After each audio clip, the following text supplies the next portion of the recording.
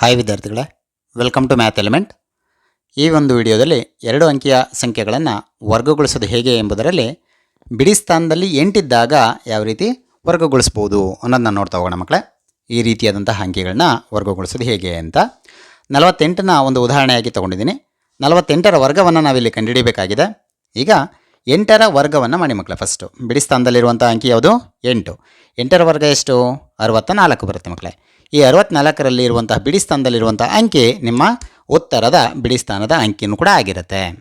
ಎಷ್ಟು ಮಕ್ಕಳೇ? ಬಿಡಿ ಸ್ಥಾನದಲ್ಲಿರುವಂಥ ಅಂಕಿ 4. ಹಾಗಾಗಿ 48ರ ವರ್ಗದ ಬಿಡಿ ಸ್ಥಾನದಲ್ಲಿ ಯಾವ ಅಂಕಿ ಇರುತ್ತೆ ಮಕ್ಕಳೇ? 4 ಇರುತ್ತೆ. ನಂತರ ಈ 6 ದಶಕ ಆಗಿರುತ್ತೆ ಮಕ್ಕಳೇ. ಇದನ್ನು ಮುಂದಿನ ಹಂತಕ್ಕೆ ತೊಗೊಂಡು ಹೋಗೋಣ. 48ರಲ್ಲಿ ಈ 4 ಇದೆಯಲ್ಲ ಮಕ್ಕಳೇ, ಈ 4ಕ್ಕೆ 6ಅನ್ನು ಗುಣಿಸಿ.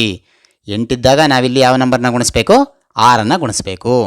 6 4 24 ಬರುತ್ತೆ. 24ಕ್ಕೆ ಈ ದಶಕ ಇತ್ತಲ್ಲ ಮಕ್ಕಳೇ 6, ಅದನ್ನು ಆ್ಯಡ್ ಮಾಡಿ. 24ಕ್ಕೆ 6ಅನ್ನು ಆ್ಯಡ್ ಮಾಡಿದ್ರೆ 30 ಬರುತ್ತೆ. 30ರಲ್ಲಿ 0ನ ತಗೊಳ್ಳಿ ಮಕ್ಕಳೇ. ದಶಕ 3ನ ಮುಂದಿನ ಹಂತಕ್ಕೆ ತಗೊಂಡೋಗೋಣ. 4. ಈಗ 4ರ ನಂತರದ ಅಂಕಿ ಯಾವುದು ಮಕ್ಕಳೇ? 5. 5 4 20 ಬರುತ್ತೆ. 20ಕ್ಕೆ ಈ ದಶಕ 3 ಇತ್ತಲ್ಲ, ಅದನ್ನು ಆ್ಯಡ್ ಮಾಡಿದ್ರೆ 23 ಆಗುತ್ತೆ ಮಕ್ಕಳೇ. 23 ನೋಡಿ, 48ರ ವರ್ಗ 2304 ಆಗಿರುತ್ತೆ. ನೀವೊಂದು ಉದಾಹರಣೆನ ಟ್ರೈ ಮಾಡಿ ಮಕ್ಕಳೇ ನನ್ನ ಜೊತೆನೇ. 28ರ ವರ್ಗವನ್ನು ನಾವಿಲ್ಲಿ ಕಂಡುಹಿಡಿಯೋಣ. 28ರ ವರ್ಗ. 8ರ ವರ್ಗ ಎಷ್ಟು ಮಕ್ಕಳೇ? 8 8 64. ಈ 64ರ ಬಿಡಿ ಸ್ಥಾನದ ಅಂಕಿ ಆನ್ಸರಲ್ಲಿ ಬಿಡಿ ಸ್ಥಾನದ ಅಂಕಿ ಆಗಿರುತ್ತೆ.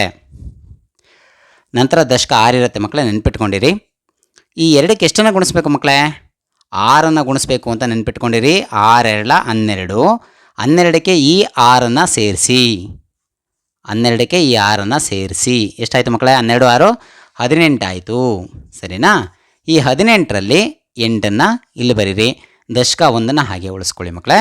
ಆ 1ಅನ್ನು ನಂತರದ ಹಂತಕ್ಕೆ ತೊಗೊಂಡೋಗ್ಬೇಕು. 2ರ ನಂತರದ ಅಂಕಿ ಯಾವುದು? 3. 3 2 6. 6ಕ್ಕೆ ದಶಕ 1ಅನ್ನು ಸೇರಿಸಿದ್ರೆ 7 ಆಗುತ್ತೆ ಮಕ್ಕಳೇ. 784 ಅನ್ನೋದು 28ರ ವರ್ಗ ಆಗಿರುತ್ತೆ.